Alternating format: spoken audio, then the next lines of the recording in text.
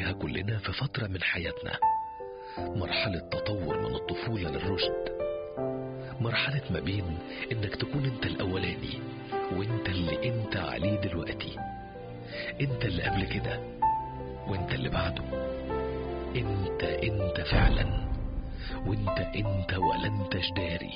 بس كل واحد فينا بيعيشها بطريقة مختلفة. فلورايد، سيجموند فلورايد. سيجموند فلورايد لم يذكر أبو حفيظة في فهرس كتابه أو في أي فهارس من فهارسه عن المراهقة طبعا. وده ليه؟ لأن أبو حفيظة ما عداش على المراهقة. المراهقة هي اللي عدت عليه وصفرت له تحت بيت عمه اللي كان قاعد فيه. صفرت له، نزل لها على طول، مع إنه كان مرهق جدا ساعتها. التغيير، قد ايه المرحلة دي بتتميز بتغيرات في الشخصية زي التمرد والعناد، وكمان تغيرات اجتماعية نفسية وبيولوجية.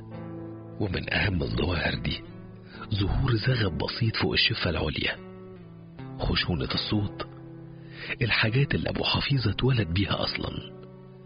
سيد ما كانش عنده اي علامة تميز المرحلة دي غير حبوبه. حبوبة كانت أول حباية تطلع لي في وشي، وعلى ما أذكر وقتها كانت أول علامة بتبين لي إن أنا كبرت. حبوبة كانت عشرية قوي، ومهما ضغطت عليها ما تفرقش وشي أبدا، ولا كانت بتروح بكريمات الشباب اللي كانت منتشرة في هذا الوقت. فترة مراهقة أبو حفيظة كان فيها أهم حاجات رسمت شخصيته وكونت صفاته.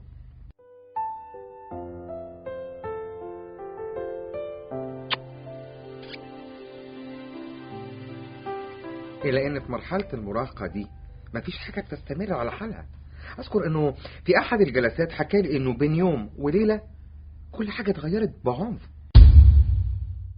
نظرا لتدهور حالة عمي الله يرحمه الصحية والاقتصادية كمان، قرر عمي إنه ينقلني من مدرسة الوحدة الوطنية المشتركة بنين لمدرسة أبعد من البيت شوية علشان مرجعش بدري واتغدى معاهم.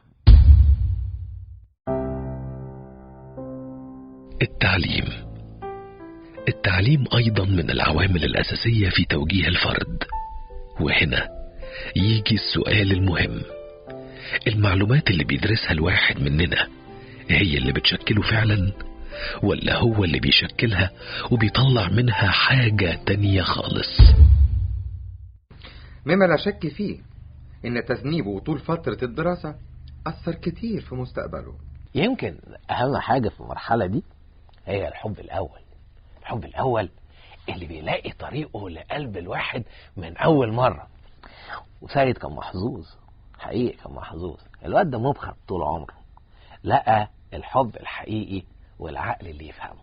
راضية بيتعامل معاها بالرضا، ما افتكرش انه بيأنبها، ما افتكرش انه بيحاسبها، ما افتكرش انه بيعاتبها. بعتقد انه سيد ابو حفيظة لديه من الفلسفة انه ياخدها على هواها ككل المصريين. السيد فعلا كان طالب متخلف مختلف. من الصعب جدا ان الواحد يصنف الطالب ده، لانه بيجد نفسه محتار، يصنف سيد مع العباقرة ولا مع البهايم. يعني لما سألته نفسك تطلع ايه يا سيد، قال لي نفسي اطلع من هدومي. هي البلد دي حد بيشتغل فيها اللي نفسه فيه؟ كنت دايما ببص للولد بتاع العيش اللي عندنا في المنطقة بانبهار شديد. ازاي قادر يحفظ توازنه وهو راكب على العجلة وشايل العيش فوق دماغه وبيعاكس البنات وبيلعب في مناخيره في نفس الوقت. تركيبة مبهرة. التوازن، الوزن اللي بتحققه في حياتك بسبب حفاظك على توازنك هو نفس الوزن اللي بتحطه في ميزان أحلامك. رغم فشل سيد في النجاح في مهنة أحلامه، حاول إنه يحقق نفسه، وكانت ثقته بنفسه بتحطم كل الموازين. ميزان أحلام سيد كان تقيل جدا لدرجة إنه طب في حب راضية. كونها راضية معناها إنها قبل سيد أبو حفيظة على عيوبه. وفي يوم محوري من حياة سيد، وتحديدا في 6 أكتوبر 73، وفي الدقايق الأولى من الفسحة، أيوة في الدقايق الأولى من الفسحة، سيد شاف الواد شلهوب، الواد شلهوب بتاع مدرسة الموالسة للناحية التانية. الواد شلهوب نط، دخل، قرب من راضية، هبش السلسلة من صدرها، سلسلتها اللي كان فيها الدلاية اللي فيها صورة أبوها. طبعا سيد ما سكتش، لأن صوت راضية وقتها ملا البلد.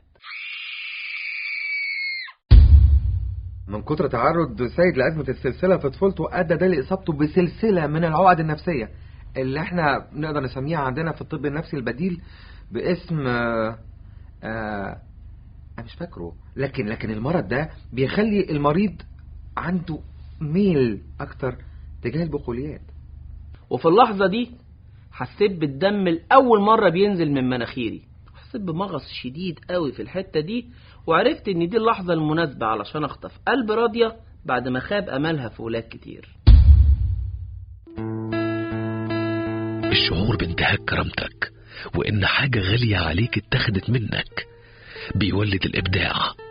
علشان كده ابو حفيظة جمع عيال مدرسته وعملوا حرب طاحنة دمروا فيها الحاجز المنيع اللي كان بيتحامى وراه شلهوب وعياله الجبنات، وكل العالم كان بيحكي عن الحرب دي.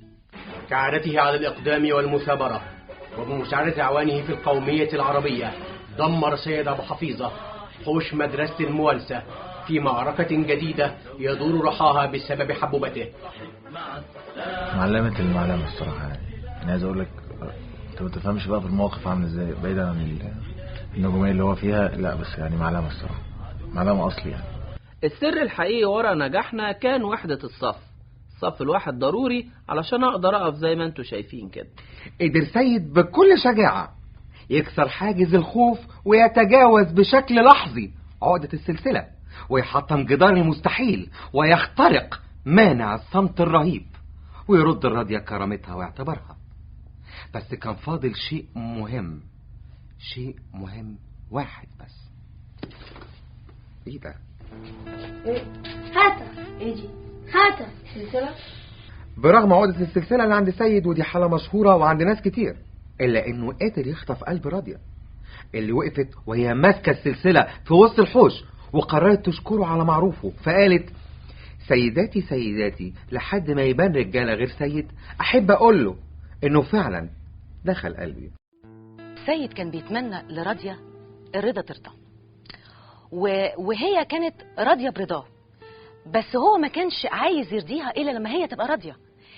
في النهاية هي فكرت إنها تبقى راضية علشان ترضيه، فبقت راضية. كفاية يا أبو حفيظ، بس ده حق راضية، سيبها له دلوقتي ولنا كلام تاني. المشاعر اللي لقت طريقها لقلب ابو حفيظة لأول مرة حركت موهبته بشكل واضح، وكأن القدر بيجاوب على سؤال: هي الهبة اللي بنلاقيها هي اللي بتحرك الموهبة، ولا الموهبة هي اللي بتتفجر في وش هبة؟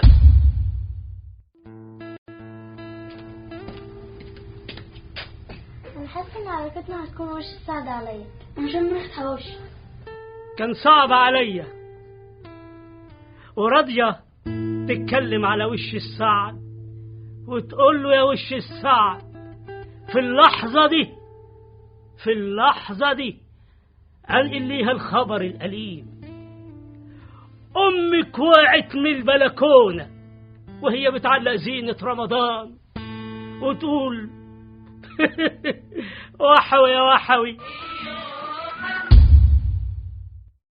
لما الواحد بيكون نحس على حبيبته بتختلط مشاعره، الشعور بنصر 73 والشعور بفئة 32 سماوي بفتحة سقف، لأن زي ما كنت فرحان بالنصر كنت زعلان جدا لأن لسه دلاية راضية عند شلهوب، وعمر